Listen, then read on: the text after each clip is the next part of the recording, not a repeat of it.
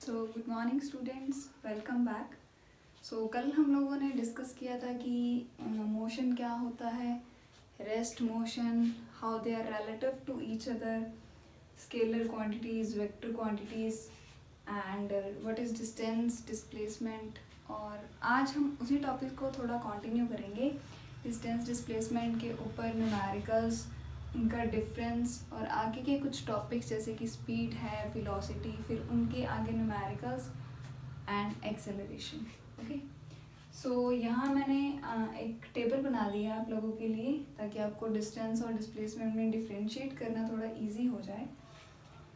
So what is distance, हमने कल ही पढ़ा है कि actual length of the path, जो भी फुटस्टेप्स कोई भी पर्सन या ऑब्जेक्ट चलता है उसके बेसिस पे जो डिस्टेंस है वो कैलकुलेट होता है। And what is displacement, it is the shortest distance, ये हम लोगों ने कल ही पढ़ा था। It can never be zero. Why it can never be zero, क्योंकि जब हम लोग चल रहे हैं, जब कोई भी ऑब्जेक्ट मूव कर रहा है तो वो कुछ ना कुछ डिस्टेंस ज़रूर ट्रैवल करेगा, whether it is 1 metre, 2 metre, 3 metre, कुछ स्लाइट डिस्टेंस वो ज़रूर ट्रैवल करेगा। डिस्प्लेसमेंट जो है वो दो पॉइंट्स के बीच का शॉर्टेस्ट पाथ है, तो वो पॉजिटिव भी हो सकती है, नेगेटिव भी हो सकती है और ज़ीरो भी हो सकती है। थर्ड डिफरेंस है कि जो डिस्टेंस है वो क्या है, एक स्केलर क्वांटिटी। स्केलर क्वांटिटी मैं आपको थोड़ा सा रिवाइज करा देती हूँ। व्हाट इज स्केलर क्वांटिटी, जिन क्वांटिटीज़ को एक्सप्रेस करने के लिए हमें सिर्फ और सिर्फ मैग्नीट्यूड की ज़रूरत पड़े, so those quantities are known as scalar quantities. जो डिस्टेंस है वो एक स्केलर क्वांटिटी है, क्योंकि हमें डिस्टेंस को डिस्क्राइब करने के लिए सिर्फ क्या चाहिए, उसका मैग्नीट्यूड चाहिए, न्यूमेरिकल वैल्यू चाहिए। और जो डिस्प्लेसमेंट है वो क्या है, एक वेक्टर क्वांटिटी। मतलब हमें डिस्प्लेसमेंट जब मेंशन करनी है, जब डिस्प्लेसमेंट को एक्सप्रेस करना है, तो हमें उसके साथ साथ न्यूमेरिकल वैल्यू के साथ साथ क्या चाहिए, एक particular direction. Okay, last point, it is always more than और इक्वल टू डिस्प्लेसमेंट। अगर पर्सन ऑब्जेक्ट चल रहा है, कुछ एक फुटस्टेप्स उसने चले हैं, तो ऑब्वियस सी बात है कि वो हम ज़ीरो या नेगेटिव तो काउंट करेंगे नहीं, जैसे कि हम सेकंड पॉइंट में ऑलरेडी पढ़ चुके हैं। तो जो डिस्टेंस है वो हमेशा क्या होगा, डिस्प्लेसमेंट से ज़्यादा होगा, ठीक है। क्योंकि डिस्प्लेसमेंट जब हमने कल एक एग्जांपल लिया था, उस एग्जांपल में हमने क्या देखा था कि जो डिस्टेंस की वैल्यू आ रही है वो कितनी थी, 30। मैं आपको थोड़ा सा रिवाइज करा देती हूँ। कल हम लोगों ने ये एग्जांपल लिया था कि जो पर्सन है वो A to B and then to C and then to D travel किया। इनके बीच का जो गैप था वो हमने 10 kilometre, 10 kilometre and 10 kilometre consider किया था। तो जो हमारा टोटल डिस्टेंस आया था वो कितना आया था, 30 किलोमीटर। और जो हमारी डिस्प्लेसमेंट आई थी वो कितनी आई थी, 10 किलोमीटर। सो हम यहाँ से भी देख सकते हैं, ऑब्जर्व कर सकते हैं कि जो डिस्प्लेसमेंट है वो डिस्टेंस से क्या है, कम है। तो डिस्प्लेसमेंट डिस्टेंस से कम भी हो सकती है और इक्वल भी हो सकती है। अब इक्वल कब होगी, अगर हम कोई भी स्ट्रेट लाइन की बात करें, स्ट्रेट लाइन मोशन की, जैसे कि एक स्ट्रेट लाइन रोड है,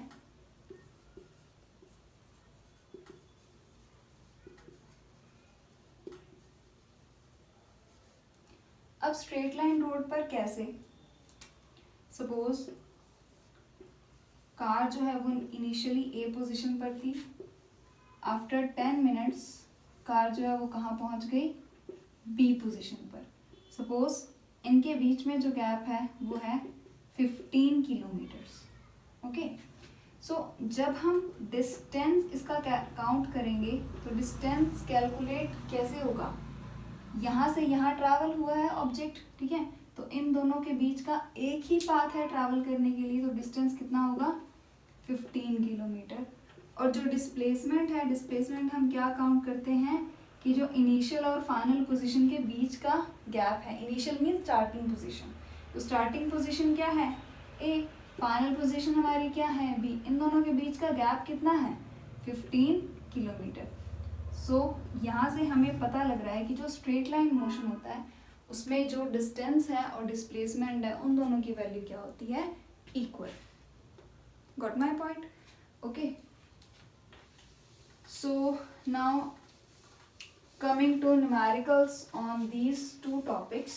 So न्यूमेरिकल आप लोगों के सामने है. So इसको थोड़ा सा ट्राई करते हैं हम सॉल्व करने की.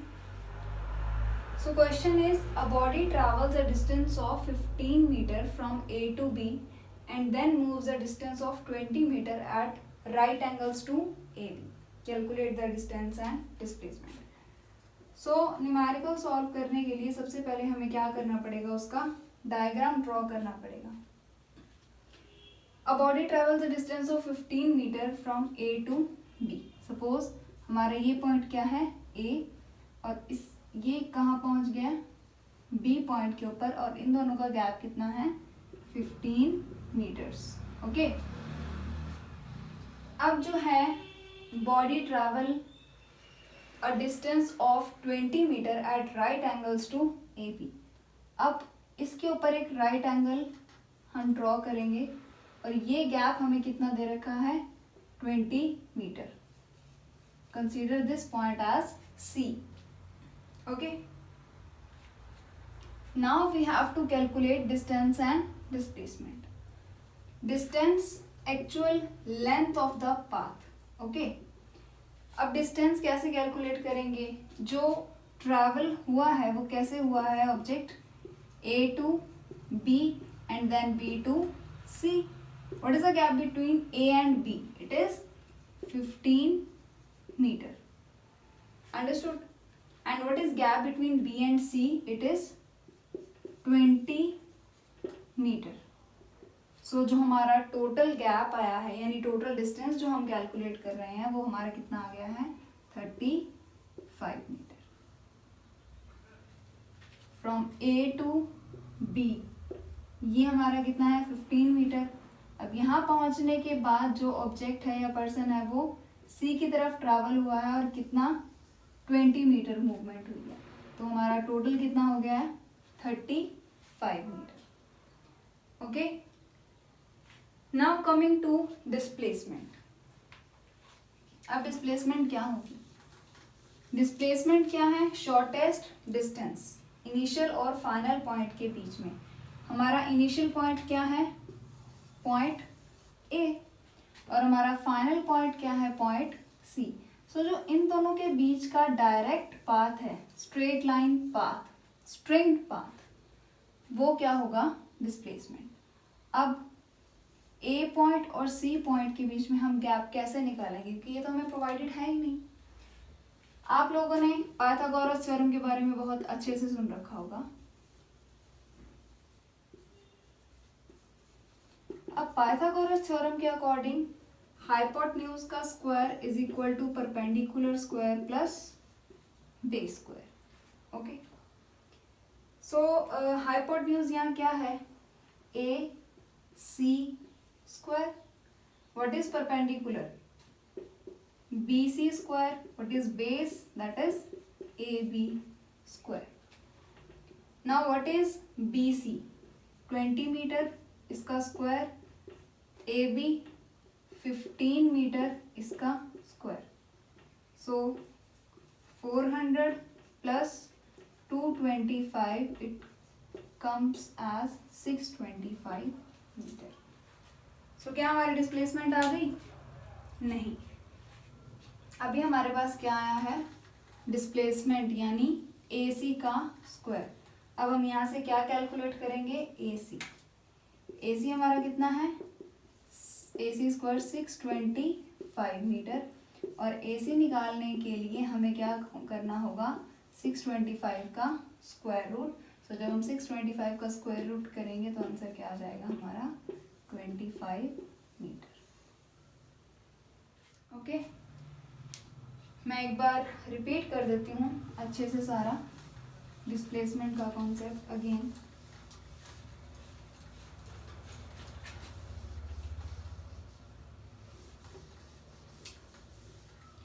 देखो जो हमारा डायग्राम था पॉइंट A पॉइंट B और यहाँ हमारा था पॉइंट C. A और B के बीच में गैप था हमारा 15 मीटर और ये हमारा क्या था 20 metre.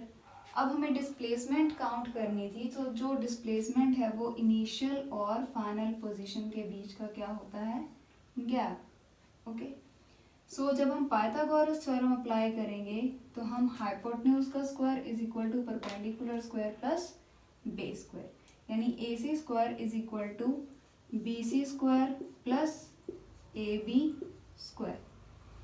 What is B C? It is 20 metre, so 20 का square plus what is A B, 15 का square, so 400 plus 225, it comes out to be 625 metre. What is it? Is A C square. हमारी displacement नहीं आई है अभी तक। Displacement count करने के लिए हमें क्या करना पड़ेगा, इसका स्क्वायर रूट निकालना पड़ेगा। तो हमारा आंसर कितना आ जाता है, 25 मीटर। सो हमारी डिस्प्लेसमेंट कितनी हो गई, 25 मीटर। सो नेक्स्ट न्यूमेरिकल आप लोगों के सामने ये रहा। An object completes one revolution in a circle of radius r. What is the distance traveled and also find the displacement? अब कोई भी ऑब्जेक्ट है वो एक सर्कल की फॉर्म में ट्रैवल कर रहा है। सपोज ये उसका स्टार्टिंग पॉइंट है जहाँ से उस ऑब्जेक्ट ने चलना स्टार्ट किया। अब इस पॉइंट से वो एक सर्कल की फॉर्म में ट्रैवल कर रहा है।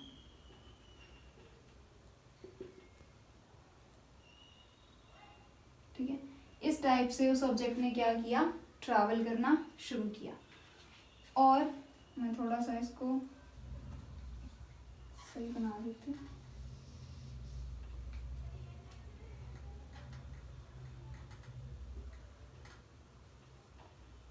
ठीक है, और इस जो सर्कल है इसका रेडियस हमें कितना प्रोवाइडेड है, r। अब हमें इस सर्कुलर मोशन के अकॉर्डिंग उसका डिस्टेंस और क्या फाइंड आउट करना है, डिस्प्लेसमेंट। ठीक है, ये सेंटर हो गया जिसको हम O से मेंशन कर रहे हैं। देखो, जब भी कोई सर्कुलर मोशन की हम बात करते हैं या फिर रोटेटरी मोशन की बात करते हैं तो उसका जो डिस्टेंस है वो हमेशा उसकी सरकमफ्रेंस से कैलकुलेट होगा, क्योंकि जो ट्रैवलिंग हुई है वो इसकी सरकमफ्रेंस के अलोंग ही तो हुई है। देखो, जब भी ऑब्जेक्ट ट्रैवल करेगा वो इस अकॉर्डिंग ही ट्रैवल करेगा, और जब इस सर्कुलर पाथ में ट्रैवल कर रहा है तो उसकी सरकमफ्रेंस काउंट होती है। तो हमारा सरकमफ्रेंस का आपको बहुत अच्छे से फॉर्मूला पता होगा। सरकमफ्रेंस क्या होती है, 2πr। ओके, सरकमफ्रेंस क्या होती है, 2πr। तो जो हमारा डिस्टेंस भी रहेगा वो क्या रहेगा, 2πr। Got my point? Okay. Now coming to displacement. ठीक है, अब जो डिस्प्लेसमेंट है, डिस्प्लेसमेंट हम कैसे कैलकुलेट कर रहे थे कि जो इनिशियल पॉइंट है और फाइनल पॉइंट है उन दोनों के बीच का शॉर्टेस्ट पाथ, शॉर्टेस्ट डिस्टेंस। अब यहाँ इनिशियल पॉइंट हमारा क्या है, ए से चलना शुरू किया था ऑब्जेक्ट ने। ठीक है, फाइनली कहाँ पहुंचा, दोबारा ए पर। ओके, ए से चलना स्टार्ट किया, ए पर ही ऑब्जेक्ट दोबारा पहुंच गया। तो क्या इनिशियल और फाइनल पोजीशन में कोई गैप हुआ, नहीं। क्या उन दोनों के बीच में कोई भी एक शॉर्टेस्ट डिस्टेंस या शॉर्टेस्ट पाथ हुआ, नहीं। क्यों, क्योंकि हमारा इनिशियल पोजीशन भी ए है और फाइनल पोजीशन भी ए है। तो हमारी डिस्प्लेसमेंट क्या आ जाएगी यहाँ पर, 0। ठीक है, तो ये थोड़ा सा आप लोग ध्यान रखना कि जब भी सर्कुलर पाथ में कंप्लीट नंबर ऑफ रेवोल्यूशन होते हैं, कंप्लीट मींस होल नंबर, जैसे कि 1 रेवोल्यूशन है, 2 रेवोल्यूशन है, 3 रेवोल्यूशन है, तो उस केस में हमारी डिस्प्लेसमेंट क्या आती है, 99.99% केसेस में क्या आती है, 0। ओके, अब मैं इसी क्वेश्चन को थोड़ा सा चेंज कर देती हूँ। हम लोग 1 रेवोल्यूशन की जगह यहाँ 1.5 रेवोल्यूशन कर देते हैं। न्यूमेरिकल को मैं थोड़ा सा मॉडिफाई कर रही हूँ ताकि आपको अच्छे से इस टाइप के न्यूमेरिकल्स समझ आ जाएं। अब सब कुछ सेम रहेगा, नहीं। ठीक है, सब कुछ सेम कैसे नहीं रहेगा, क्योंकि अब जो रेवोल्यूशन है उनका नंबर चेंज हो गया।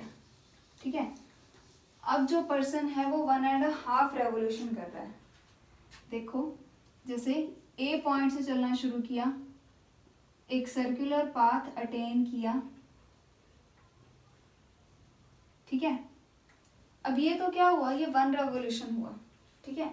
जब ए पॉइंट से चलकर ए पॉइंट पर पहुंच गया तो 1 रेवोल्यूशन हुआ एक बार में। अब हाफ रेवोल्यूशन और है, यानी ऑब्जेक्ट यहाँ से चला, यहाँ पर पहुंचा, उसके बाद दोबारा क्या है, वो हाफ रेवोल्यूशन करता है, मतलब उसकी पोजीशन जो फाइनल है वो अब चेंज हो चुकी है, ठीक है। उसकी फाइनल पोजीशन क्या हो चुकी है, चेंज हो चुकी है। पहले ए से चल के ए पर ही आ रहा था वापस, बट अब ए से चल के एक रेवोल्यूशन कंप्लीट करके वो बी पोजीशन तक पहुंच गया। इनिशियल पोजीशन तो सेम है, बट जो फाइनल पोजीशन है ऑब्जेक्ट की वो चेंज हो चुकी है, अब क्या बन चुकी है, बी। रेडियस हम लोगों को प्रोवाइडेड है क्या है, आर, ठीक है। ये भी रेडियस और ये भी रेडियस, ठीक है। सो जो हमारा डिस्टेंस होगा वो हम सरकमफ्रेंस से ही कैलकुलेट करेंगे, डिस्टेंस सरकमफ्रेंस। अब सरकमफ्रेंस रेवोल्यूशन के अकॉर्डिंग हम चेक करेंगे। जब एक रेवोल्यूशन कंप्लीट किया था तो हमारी एक सरकमफ्रेंस कितनी थी, 2 पाई आर, ठीक है। ये जो 2 पाई आर है वो ए से ए तक पहुंचने के लिए है। अब ए से कहाँ तक गया है ऑब्जेक्ट, बी तक, ठीक है। जब ए से बी तक ट्रैवल कर रहा है ऑब्जेक्ट तो कितना डिस्टेंस होगा, फुल रेवोल्यूशन नहीं उसने ट्रैवल किया, अब हाफ रेवोल्यूशन ट्रैवल किया, तो फुल के लिए हमारे पास सरकमफ्रेंस कितनी थी, 2 पाई आर। जब हाफ रेवोल्यूशन किया है तो हमारे पास सरकमफ्रेंस कितनी रह जाएगी, पाई इंटू आर, यानी 2 पाई आर बाई 2 से 2 कैंसिल हो जाता है, हमारे पास सरकमफ्रेंस कितनी बचती है, पाई आर। ओके, सो हमारा डिस्टेंस कितना आ गया, 3 pi R. Got my point, okay. Now coming to displacement. क्या अब डिस्प्लेसमेंट 0 होगी, बिल्कुल नहीं। डिस्प्लेसमेंट 0 क्यों नहीं होगी, क्योंकि जो लास्ट केस हमने पढ़ा था उसमें क्या था, जो इनिशियल पॉइंट है और फाइनल पॉइंट है वो क्या थे, सेम थे, उनकी पोजीशन सेम थी। ए से स्टार्ट होके वो ए पर ही खत्म हो रहा था, बट अब ए से स्टार्ट करके जो फाइनल पोजीशन है वो हमारी क्या बन चुकी है, बी। तो हमारा जो गैप रहेगा वो क्या रहेगा, बी माइनस ए, ठीक है। इन दोनों के बीच का गैप क्या है, स्ट्रेट लाइन पाथ ये, ठीक है। बहुत क्लियरली नजर आ रहा है कि जो हम स्ट्रेट पाथ ले रहे हैं ए और बी, यानी इनिशियल और फाइनल पोजीशन के बीच में, वो हमारा सीधा स्ट्रेट लाइन पाथ ही आ रहा है, ठीक है। तो इन दोनों के बीच का गैप कितना है, यहाँ तक आर, फिर यहाँ तक आर, तो हमारा टोटल गैप कितना हो गया, 2r। अंडरस्टूड। सो हमारी डिस्प्लेसमेंट कितनी आ गई, 2r। आई होप आपको इस टाइप के न्यूमेरिकल समझ आ गए होंगे। नहीं आए तो आप लोग मुझे कमेंट सेक्शन में बता दीजिए, मैं आपको रिपीट कर दूंगी इस टाइप के न्यूमेरिकल, ठीक है। Now coming to next topic, that is speed and velocity, जो हमारा लास्ट टॉपिक है आज के लेक्चर का। सो कल हम जो है वो स्पीड और वेलोसिटी के ऊपर न्यूमेरिकल्स करेंगे। आज हम स्पीड और वेलोसिटी को समझेंगे कि वो हैं क्या, कैसे उनको कैलकुलेट किया जाता है, उनके टाइप्स क्या हैं, उनमें डिफरेंसेस क्या हैं। ओके, सो नेक्स्ट हमारा टॉपिक है speed and velocity. What is speed? Suppose a train is there, train A, okay, ये आपको पहुंचा रही है बी पोजीशन पर। Let us consider the starting point as A. ये आपको बी पोजीशन तक पहुंचा रही है इन 20 मिनट्स, और जो गैप है हम इसको काउंट कर रहे हैं 100 किलोमीटर्स, ओके, ठीक है। जो ट्रेन ए है वो एक पॉइंट से चलना स्टार्ट करती है और बी पॉइंट तक आपको पहुंचाती है। जो गैप है इन दोनों पॉइंट्स के बीच का, हमने उनको क्या कंसीडर किया, उसको 100 किलोमीटर, और आपको कितने टाइम में पहुंचा रही है, 20 मिनट में। अब सेकेंड ट्रेन की बात करते हैं, सपोज ट्रेन बी। अब जो बी ट्रेन है सेम डिस्टेंस आपको कवर करा रही है ट्रेन बी, ठीक है। गैप हमारा सेम है 100 किलोमीटर, बट अब क्या है, अब 20 मिनट्स के बजाय आपको पहुंचने में टाइम लग रहा है 30 मिनट्स, ठीक है। पहले जो आप पहुंच रहे थे 100 किलोमीटर का डिस्टेंस, वो आप पहुंच रहे थे 20 मिनट में। अब जो है वो सेम डिस्टेंस यानी 100 किलोमीटर का हाई डिस्टेंस आप कितने टाइम पे ट्रैवल कर रहे हो, 30 मिनट्स पे। तो आप बता सकते हो कि कौन सी ट्रेन फास्ट मूव कर रही है। बहुत क्लियरली विजिबल है कि हम लोग देख के अच्छे से बता सकते हैं कि जो ट्रेन ए है वो कम टाइम में आपको सेम डिस्टेंस ट्रैवल करा रही है, और जो ट्रेन बी है वो थोड़ा ज़्यादा टाइम लेने की वजह से स्लो है। तो हम क्या कहेंगे कि जो स्पीड है वो ए ट्रेन की ज़्यादा है एज कंपैरिजन टू बी। ये हमने कैसे किया, हमने टाइम को कंपेयर किया, क्योंकि डिस्टेंस हमारा क्या है, सेम डिस्टेंस के ऊपर डिफरेंट टाइम है। टाइम को बेसिस लेके हमने क्या किया है, कैलकुलेट किया है। क्या कैलकुलेट किया है, स्पीड को कैलकुलेट किया है। इट मीन्स आपको स्पीड को डिस्क्राइब करने के लिए दो मेन फैक्टर्स चाहिए, that is distance and time, ठीक है। सो हम स्पीड को कैसे एक्सप्रेस कर सकते हैं, speed is distance per unit time, ठीक है। स्पीड को हम कैसे मेंशन कर सकते हैं, speed is equal to distance per unit time, okay. Next unit क्या होगा अब स्पीड का, जैसे डिस्टेंस है, डिस्टेंस के भी बहुत सारे यूनिट है, मीटर है, किलोमीटर्स है, बट जो हम एसआई यूनिट लेते हैं वो डिस्टेंस का हम क्या लेके चलते हैं, मीटर, ठीक है। तो जो स्पीड का भी यूनिट होगा वो मीटर अपॉन सेकेंड, ठीक है। तो यूनिट क्या बन गया हमारा, मीटर पर सेकेंड। ये हमारा यूनिट यानी एसआई यूनिट रहेगा स्पीड का, अंडरस्टूड, ठीक है। Now what is velocity,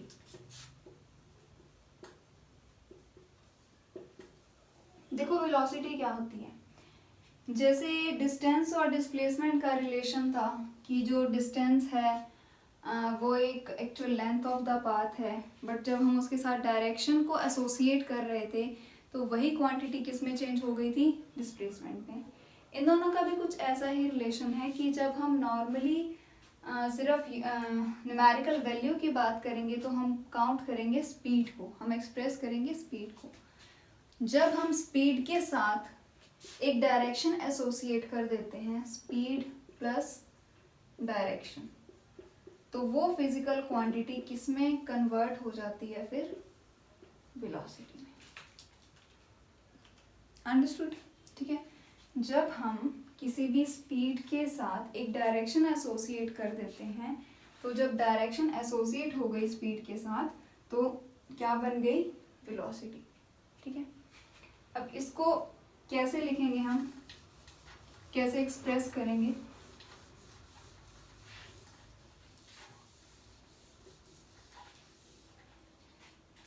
velocity, speed in a particular direction, speed in a particular direction, ठीक है। So now what is speed, अभी हमने पढ़ा था, speed is distance by time in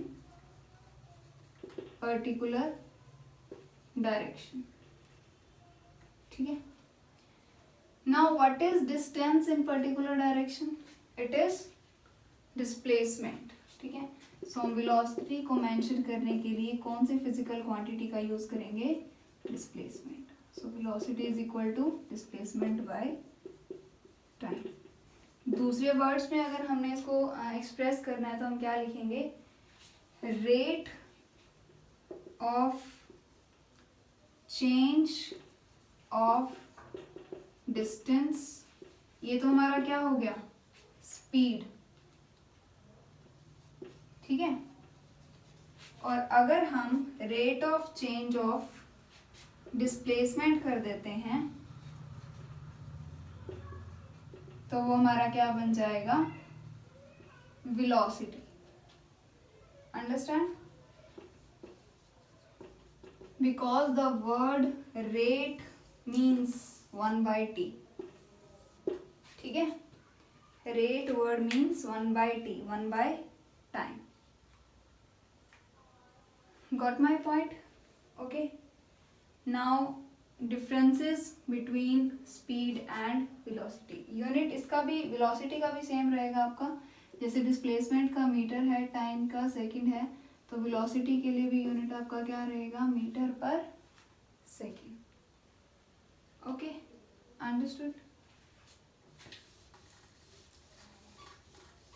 coming to speed versus velocity means differences करेंगे अब हम लोग स्पीड और वेलोसिटी के बीच में। जैसे डिफरेंसेस डिस्टेंस और डिस्प्लेसमेंट के बीच में रहे हैं, सिमिलर डिफरेंसेस हमारे स्पीड और वेलोसिटी के बीच में रहेंगे।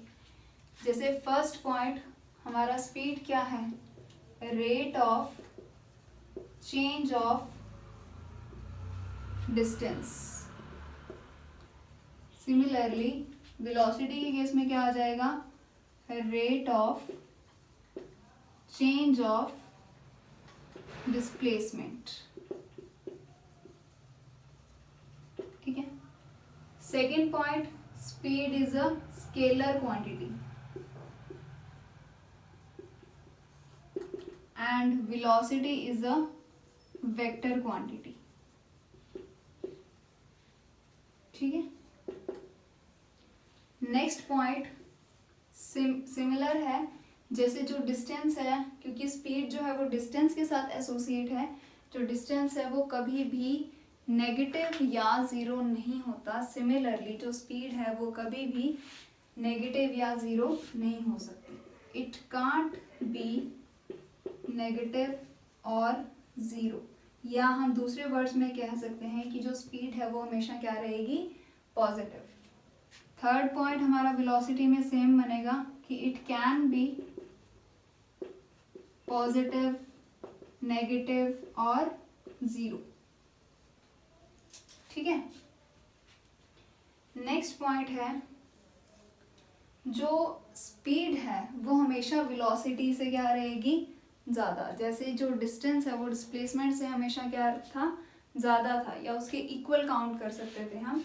सिमिलरली जो स्पीड है will always be equal to और मोर देन वेलोसिटी, ठीक है। और जो वेलोसिटी रहेगी वो क्या रहेगी, ऑलवेज बी लेस देन और equal to speed. So I hope you got this concept of speed and velocity, ठीक है।